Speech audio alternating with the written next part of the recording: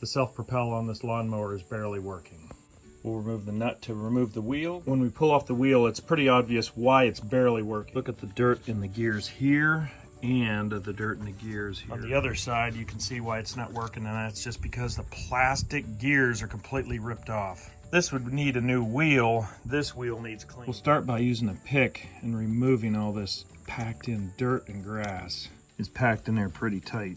I'm making progress, but I'm going to soak this in water to make it a little easier. Just let it soak, break all this dirt down. We'll clean out the gear on the mower itself. It's packed in there pretty good. To get better access, you can pull this cover off. Clean out the axles and behind the gear. A lot of scraping, but it's looking a lot better now. On the wheel itself, the water is starting to break all this stuff down. The water helps, but I still have to pick all this trash out and keep soaking everything. It does look a lot cleaner in here now, though. I can envision those gears meshing now. I want to make sure I get all the dirt out because that dirt needs a place to go if it does get in there. We'll finish cleaning it up with a toothbrush.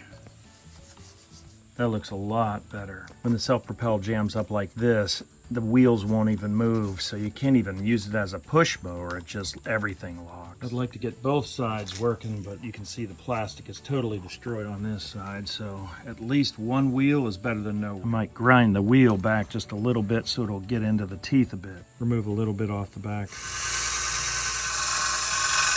I ground it off about 1/4 of an inch. Obviously, it'd be a lot better if I got a new wheel, but I'll be able to get a little more life out of this. This mower's like 16 years old. I can feel that grab in there. That's good. We'll put the nylock back on. We'll snug it up, but make sure everything still spins. We'll have full gear engagement on this. Now that everything's clean, we'll put everything back together. Bring it in until it's a bit too tight. Then I'll bring it out just a little bit so it spins. The wheel shakes around a little more than it should. The wheel is the wrong size, so we need to put a shim in here so it doesn't shake around. The outside diameter on this pipe is good. The inside diameter, not so much. Too big. We'll use a drill bit the correct size. I'll drill it out a little bit because I want those gears to mesh.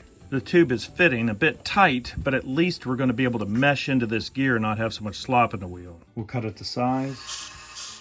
We'll put the shim into place. The shim fits real nice and tight on the shaft. The wheel spins real nice on the axle. Now the wheel fits without shaking. Snug the wheel on. When we move the wheel, you can see both front wheels move.